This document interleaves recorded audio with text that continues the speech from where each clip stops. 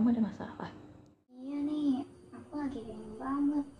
Kira-kira kamu tahu nggak bagaimana caranya agar kita bisa sewa menyewa yang sesuai dengan tuntutan ajaran agama Islam? Kira-kira kamu tahu nggak? Oh, gampang gitu mah. Sini.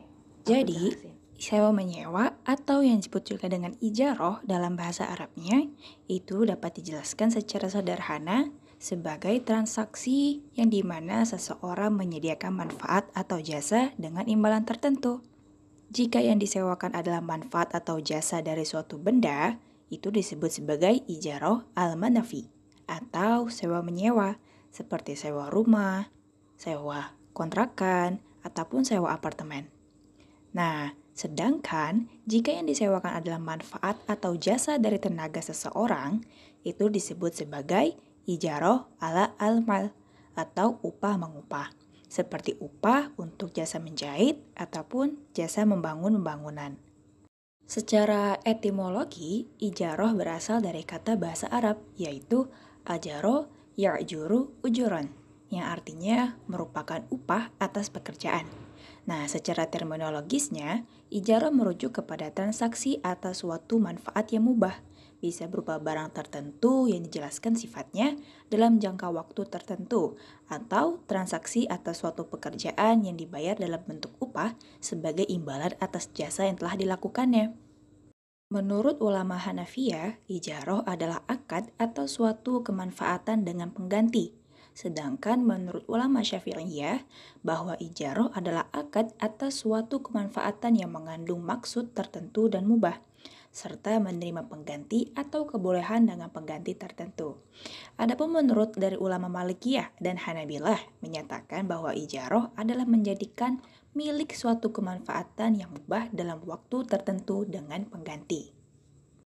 Menurut Antonio, ijarah adalah akad pemindahan hak guna atas barang atau jasa melalui sewa tanpa diikuti dengan pemindahan kepemilikan atas barang itu sendiri. Selepas kita sudah mengetahui bagaimana pengertian dari sewa menyewa tersebut atau ijarah, lanjutnya kita akan membahas yaitu rukun dari ijarah tersebut. Rukun dari ijarah terdiri dari 5 macam. Yang pertama, ada orang yang menyewakan suatu barang yang disebut dengan muajir dan mustajir. Yang kemudian yang kedua yaitu ada akad antara penyewa dan yang menyewakan. Kemudian yang ketiga yaitu ada ijab qabul atau syighad. Yang kemudian yang keempat yaitu ada upah atau ujrah. Kemudian yang kelima, yang terakhir, yaitu ada manfaat baik antara pihak yang menyewakan dan pihak dari penyewa.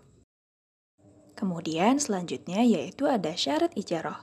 Syarat ijarah yang pertama yaitu kedua pihak yang melakukan transaksi ijarah sudahlah dewasa ataupun sudah balik dan berakal ataupun tidak mabuk.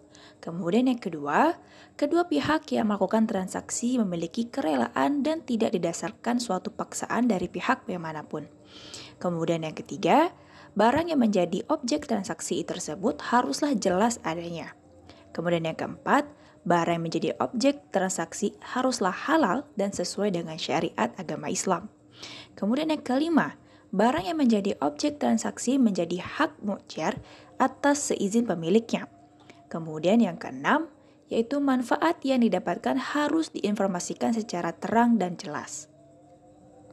Adapun dalil Al-Quran yang menjelaskan tentang upah jasa, terdapat pada Quran Surah Az-Zukhruf ayat 32 yang berbunyi, A'udzu billahi minasyaitonir rajim. Bismillahirrahmanirrahim. Ahum yaqsimuna rahmata rabbik.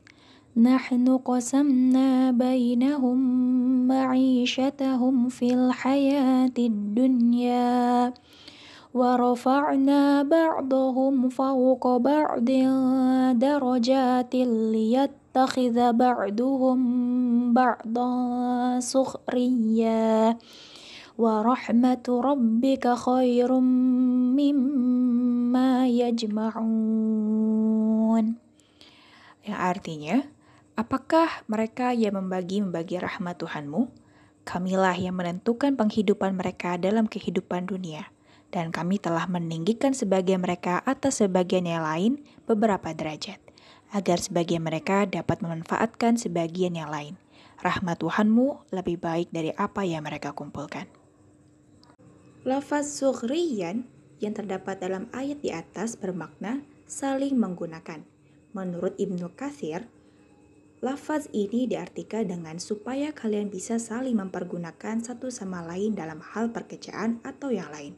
Karena di antara kalian saling membutuhkan satu sama lain. Artinya, terkadang manusia membutuhkan sesuatu yang berada dalam kepemilikan orang lain.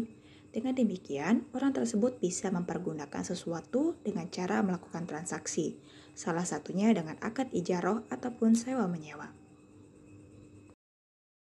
Adapun hadis riwayat dari Ibnu Majah dari Ibnu Umar bahwa Nabi Shallallahu Alaihi Wasallam bersabda, "A'tul ajiro ajrohu qabla an yajifa arakuhu," yang artinya berikanlah upah pekerja sebelum keringatnya kering.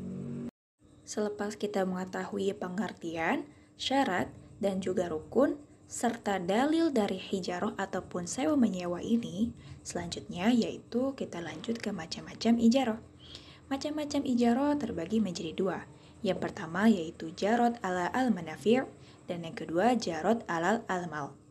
Jarot ala al-manafi' yaitu ijarah yang dalam hal ini mengacu pada transaksi yang dimana objeknya adalah manfaat ataupun penggunaan sesuatu, seperti menyewakan rumah untuk dihuni, mobil untuk dikendarai, pakaian untuk dipakai, ataupun sejenisnya. Adapun rukun dan syarat dari ijarah ala al-manafi. Yang pertama, haruslah ada orang yang menyewakan ataupun mu'jir dan orang yang menyewa ataupun musta'jir. Kemudian yang kedua, harus ada barang yang disewakan ataupun ain musta'jarah. Kemudian yang ketiga, harus ada nilai sewanya ataupun ujrah. Kemudian yang keempat yaitu harus adanya ijab ataupun qabul yang disebut dengan sigot. Nah, masa berlaku dari ijarah tersendiri yaitu ijarah al-manafi, yakni jika barang yang disewakan rusak dan barang tersebut tidak dapat dimanfaatkan kembali, maka masa berlaku dari jarot al-manafi ataupun sewa menyewa yang mengacu pada proses penggunaan sesuatu barang itu akan lenyap. Kemudian yang kedua yaitu jarot alal almal. Ijarah dalam konteks ini mencakup transaksi di mana objeknya adalah jasa ataupun pekerjaan, seperti membangun gedung ataupun menjahit pakaian. Oleh karena itu, pembahasannya terkait dengan aktivitas pekerjaan karyawan. Menurut ulama fikih, ijarah ini dianggap mubah atau boleh dilakukan apabila jenis pekerjaan tersebut sudah jelas, seperti buruh bangunan, tukang jahit, buruh pabrik, ataupun tukang sepatu. Ada dua bentuk ijarah dalam konteks pekerjaan ini. Yang pertama yaitu yang bersifat personal, seperti seseorang yang mengajar mengaji ataupun pembantu rumah tangga. Kemudian ada juga yang bersifat kooperatif, yaitu perusahaan yang menggaji karyawan untuk bekerja di dalamnya. Menurut ulama fikih, kedua bentuk ijarah ini dianggap mubah dan boleh dilakukan. Selanjutnya yaitu tata cara dari membayar upah. Secara umum, pemberian upah dilakukan ketika pekerjaan selesai, mirip dengan jual beli yang pembayarannya dilakukan segera. Namun, terkait upah, pembayarannya dapat diberikan sebelum karyawan ataupun musta'jir mulai bekerja atau setelah pekerjaan selesai, tergantung pada kesepakatan kedua belah pihak ataupun akad yang terjadi. Kesepakatan ini bisa dituangkan dalam perjanjian kontrak kerja yang ditandatangani oleh kedua belah pihak.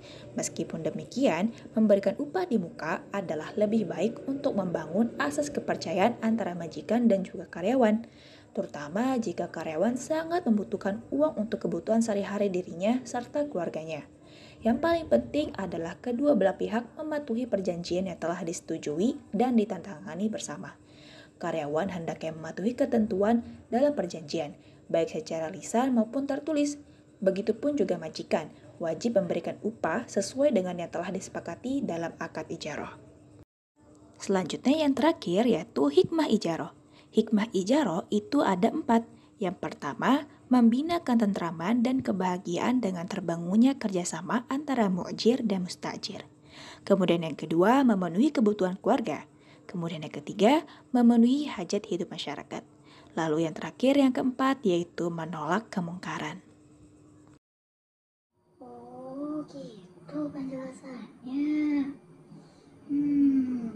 Sekarang aku jadi paham bagaimana caranya agar kita bisa saya menyewa menurut agama ajaran Islam. Iya, jadi kamu gak perlu khawatir lagi terkait masalah ini. Karena agama Islam sendiri sudah menjelaskan terkait masalah fikih ini itu sangatlah detail. Jadi, kamu gak perlu kebingungan kembali untuk menentukan bagaimana penyelesaiannya. Makasih banyak ya udah ngejelasin aku perihal hal tersebut. Jadi aku sekarang nggak perlu bingung lagi untuk bagaimana caranya saya menyewa yang sesuai dengan tuntutan ajaran agama Islam. Sekali lagi, makasih banyak ya. Iya, sama-sama. Kalau ada yang gak paham, boleh kok tanya-tanya aja. Jangan sungkan untuk bertanya. Oke? Iya sih, pasti.